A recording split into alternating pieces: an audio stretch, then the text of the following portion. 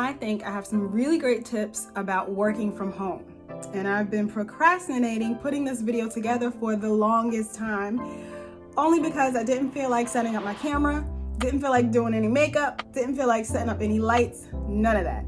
But considering I just realized that I'll probably be working from home for a long time now that schools are closed indefinitely, and there are a lot of other parents in the same boat, or not just parents, but adults in the same boat who are working from home for the first time, I figured now was definitely a good time to put together my top tips for working from home. And as you can see, I was like, whatever with the camera. I'm filming this on my iPhone. So I was like, whatever with the camera, no makeup, and no lights, no nothing. This is actually right after I have worked out this morning, which leads me into tip number 1, is to have a routine. I actually do have a routine, and that includes making sure I work out. So I kind of finished my morning routine already, and now I'm starting this portion of the video just before I get into my workday.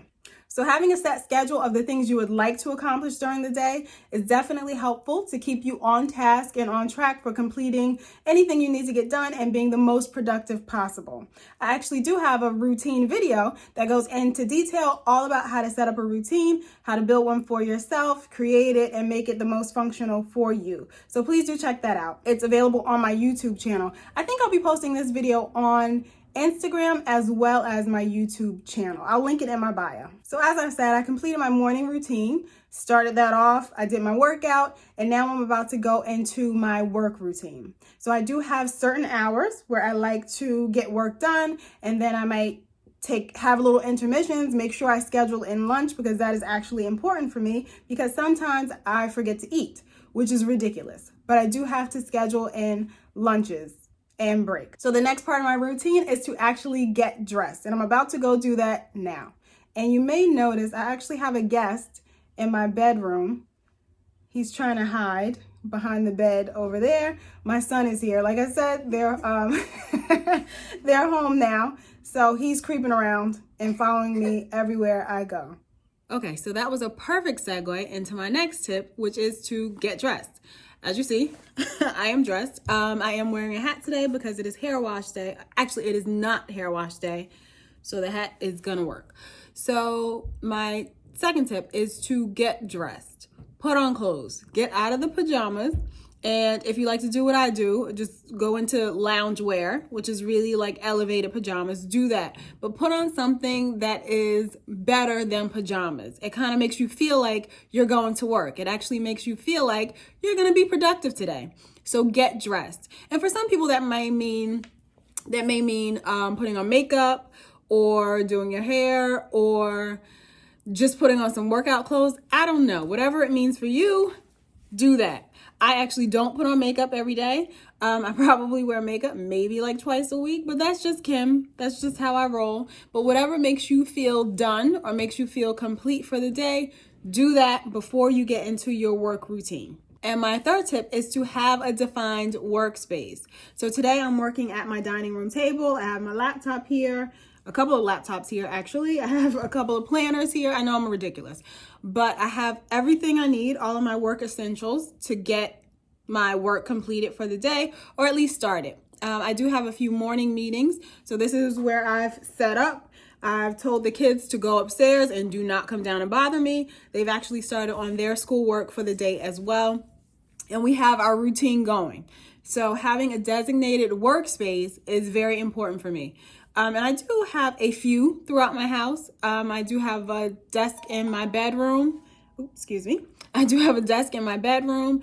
I have a desk down in my office area, which is in my basement, and my dining room table, which is pretty much unused during the day, or at least during the morning hours. So that's where I like to sit and get a little bit of work done. Having a designated workspace allows you to spread out all the things that you need to get your day done and completed. And also it keeps everything within arm's reach. I actually do have a video on setting up a productive workspace, and I'll link that one in this video as well, maybe down in the description or wherever. Just look around for it on my YouTube channel, and you can see that video as well with some helpful tips on setting up a productive workspace. The main takeaway here is just don't work from your bed. That's all. Some days, maybe you didn't get a lot of sleep last night and you just can't drag yourself out of the bed. I understand just turning on the laptop when you're in the bed, you know, and kind of starting your day there. Or maybe if you're not feeling that well, you know, starting your day in the bed, turning on the laptop, seeing what emails might have come in overnight. I totally understand. But if you can, try your hardest not to make your bed your workspace. I feel like that definitely, I don't know, I feel like that makes me depressed almost. Like it just feels like I'm just laying in the bed all day. I don't know, it feels weird. I definitely feel less productive when I do that. Though sometimes it's called for and necessary to give your body the amount of rest that you need, but really try not to work in your bed and to set up a designated workspace for yourself. So another tip that I just thought about is to use your time wisely.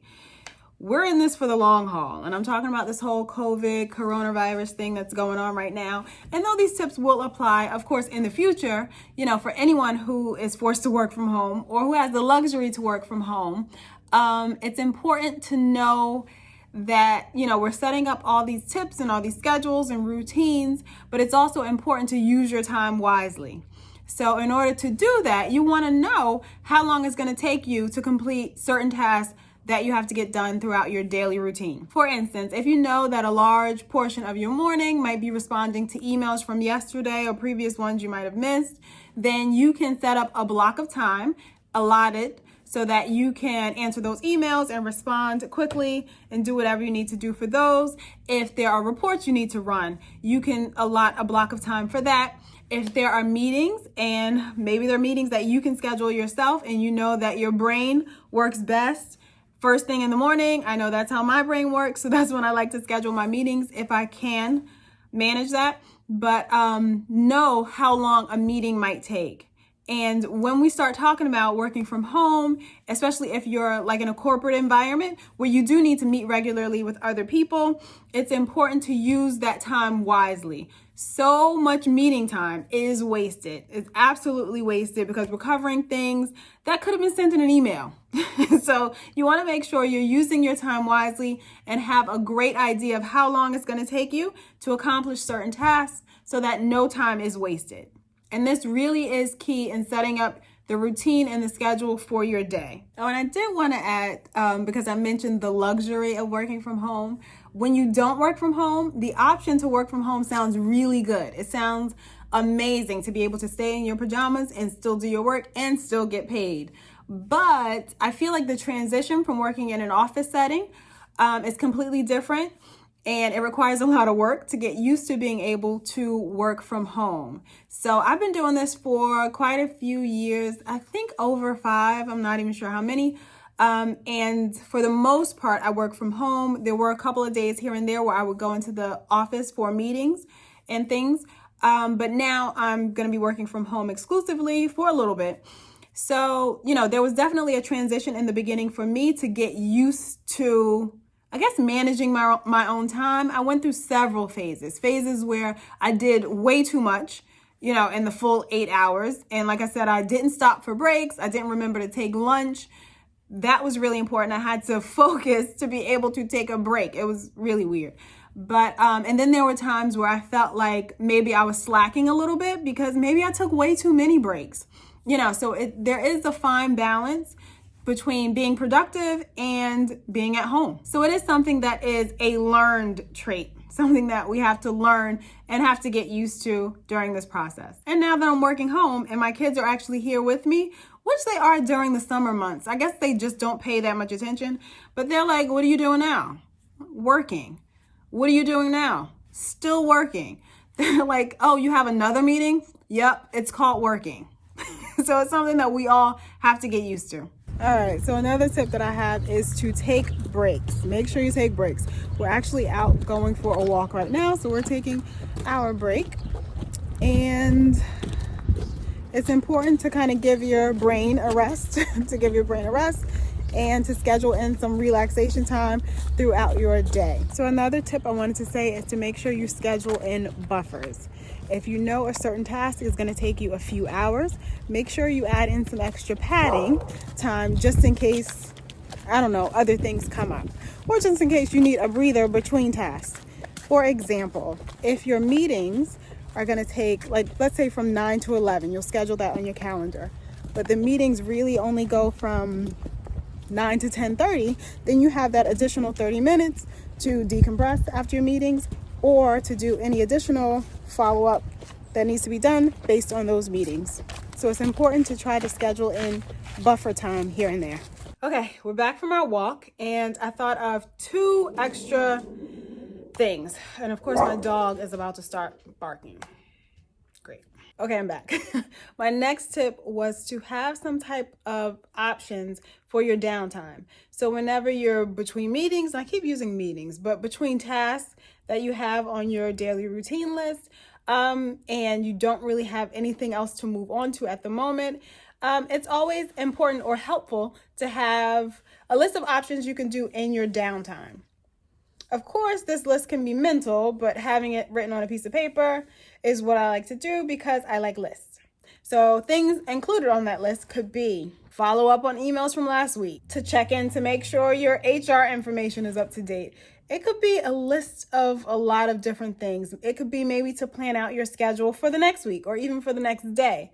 So there's a long list of things you could do in your downtime.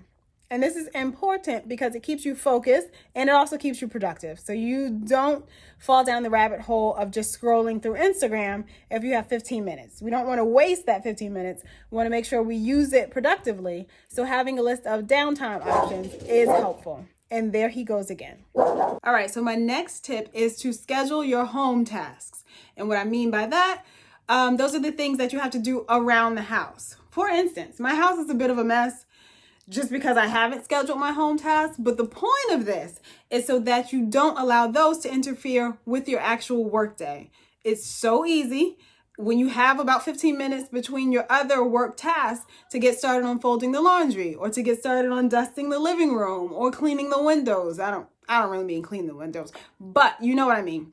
So you kind of let those things get distracting to you because you're like, those things need to get done, but you have to differentiate between work tasks and home tasks. So it's important to schedule those home tasks in your day as well. And maybe you might want to do that around your lunch hour, or maybe you might want to do that maybe 20 minutes towards the end of your work day, or if you're one of those types of people who really like to clean at night, whatever floats your boat. But make sure you schedule those home tasks just so you feel or that you know they're definitely going to get done and you don't have to disrupt your workday in order to get them done. All right, so those are my top tips on how to work from home and how to work from home productively. Remember, those videos that I mentioned, I will link them in the description and you can check them out on my YouTube channel. If you have any questions or comments or want to let me know how you are productive during this work from home season that we're in, or kind of like how it's disrupted your life, if it has, or how has it made your life better, let's talk about it. Leave a comment down below and let me know. Thanks for watching today's video, and I'll see you in the next one.